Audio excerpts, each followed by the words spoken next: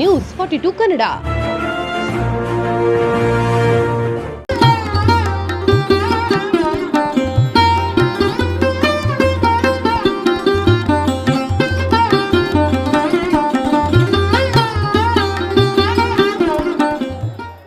ರಾಮನಗರ ತಾಲೂಕಿನ ಕೈಲಾಂಚ ಹೋಬಳಿಯ ಅವ್ವೇರಹಳ್ಳಿಯ ರೇವಣಸಿದ್ದೇಶ್ವರ ಮಹಾರಥೋತ್ಸವ ಸೋಮವಾರ ಸಾವಿರಾರು ಭಕ್ತರ ಸಮ್ಮುಖದಲ್ಲಿ ವಿಜೃಂಭಣೆಯಿಂದ ನಡೆಯಿತು.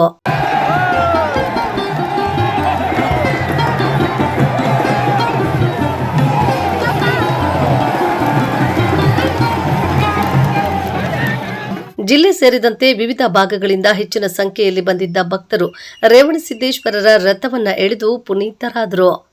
ಜಾತ್ರಾ ಮಹೋತ್ಸವ ಹಾಗೂ ರಥೋತ್ಸವದ ಅಂಗವಾಗಿ ಬೆಳಿಗ್ಗೆಯಿಂದಲೇ ದೇವರ ಮೂರ್ತಿಗೆ ವಿಶೇಷ ಅಲಂಕಾರ ಮಾಡಿ ಪೂಜೆ ನೆರವೇರಿಸಲಾಯಿತು.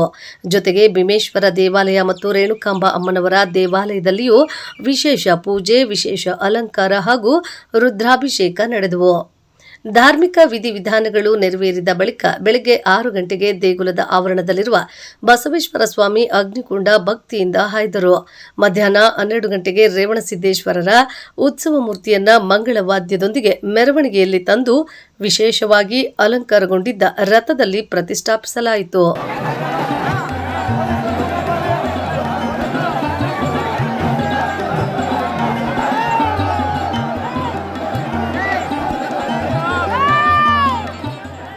ಅಲಂಕೃತ ರಥಕ್ಕೆ ಅರ್ಚಕರು ಪೂಜೆ ಹಾಗೂ ಇತರ ಧಾರ್ಮಿಕ ವಿಧಿವಿಧಾನಗಳನ್ನು ನೆರವೇರಿಸಿದ ಬಳಿಕ ಶಾಸಕ ಎಚ್.ಎ. ಇಕ್ಬಾಲ್ ಹುಸೇನ್ ರಥೋತ್ಸವಕ್ಕೆ ಚಾಲನೆ ನೀಡಿದರು.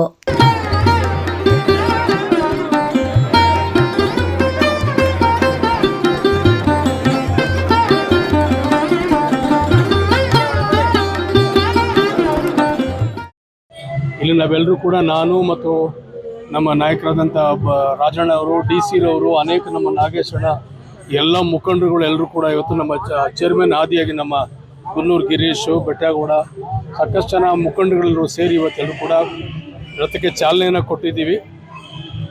ಇದಕ್ಕೆ ಸಾಕಷ್ಟು ಮನವಿಗಳು ಬಂದಿತ್ತು. ಇಲ್ಲಿ ಬೆಟ್ಟ ಏರೋಕ್ಕಾಗಲ್ಲ ಅಂಥೇಳಿ, ನಾವಿಲ್ಲಿ ಲಿಫ್ಟ್ ಮಾಡಬೇಕಂಥೇಳಿ ನಾವು ಒಂದು ಪ್ರಸ್ತಾವನೆ ಸರ್ಕಾರಕ್ಕೆ ಕೊಟ್ಟಿದ್ವಿ. 2 ಕೋಟಿ ರೂಪಾಯಿ ದುಡ್ಡನ್ನು ಈ ಬೆಟ್ಟಕ್ಕೆ ಲಿಫ್ಟ್ ಮಾಡಕ್ಕೆ ಕೊಟ್ಟಿದ್ದಾರೆ. 2 ಕೋಟಿ ರೂಪಾಯಿ ಸಾಕಾಗಲ್ಲ, ಇದಕ್ಕೆ ಇನ್ನೊಂದು 2 ಕೋಟಿ ರೂಪಾಯಿ 4 ಕೋಟಿ ರೂಪಾಯಿ ಬೇಕು ಅಂತ ಹೇಳ್ತಾ ಇದ್ದಾರೆ. ಭಕ್ತಾದಿಗಳು ಮೇಲಕ್ಕೆ ಹೋಗೋಕ್ಕೋಸ್ಕರ ವಯಸ್ಸಾದಂಥವರು, ಮಕ್ಕಳವರು ಅದಕ್ಕೊಂದು ವ್ಯವಸ್ಥಿತವಾದ ವ್ಯವಸ್ಥೆ ಮಾಡಬೇಕಂತೇಳಿ 2 ಕೋಟಿ ಇರೋದನ್ನ 4 ಕೋಟಿಗೆ ನಾನು ಈಗಾಗಲೇ ಸರ್ಕಾರಕ್ಕೆ ಮನವಿ ಮಾಡಿದ್ದೀನಿ. ಈಗ ಹಾಲಿ 2 ಕೋಟಿ ರೂಪಾಯಿ ದುಡ್ಡನ್ನು ಸರ್ಕಾರ ರಾಮದೇವರ ಬೆಟ್ಟಕ್ಕೆ 2 ಕೋಟಿ ರೂಪಾಯಿ, ರೇವಣಸಿದ್ದೇಶ್ವರ ಬೆಟ್ಟಕ್ಕೆ 2 ಕೋಟಿ ರೂಪಾಯಿ ದುಡ್ಡನ್ನು ಅನುದಾನ ಕೂಡ ಕೊಟ್ಟಿದ್ದಾರೆ. ಎಲ್ಲರೂ ಕೂಡ ಭಕ್ತರಲ್ಲಿ ನಾವೆಲ್ಲರೂ ಕೂಡ ಪ್ರಾರ್ಥನೆ ಭಗವಂತನಲ್ಲಿ ನಾವೆಲ್ಲರೂ ಕೂಡ ಮಾಡೋಣ. ನಮಗೆ ಒಳ್ಳೆ ಬೆಳೆ, ಶಾಂತಿ, ನೆಮ್ಮದಿ, ರೈತರಿಗೆ ಅನುಕೂಲವಾಗುವ ರೀತಿಯಲ್ಲಿ ಸಕಾಲಕ್ಕೆ ಮಳೆ ಕೊಡಲಿ ಭಗವಂತ ಅಂತೇಳಿ ಆಶಿಸ್ತೀವಿ. ಈಗ ಪ್ರಾರಂಭ ಮಾಡಬೇಕೀಗ, ಅದು ಟೆಂಡರ್ ಕರಿಬೇಕಲ್ಲ, ಟೆಂಡರ್ ಕರೆದು ಪ್ರಾರಂಭ ಮಾಡ್ತೀವಿ.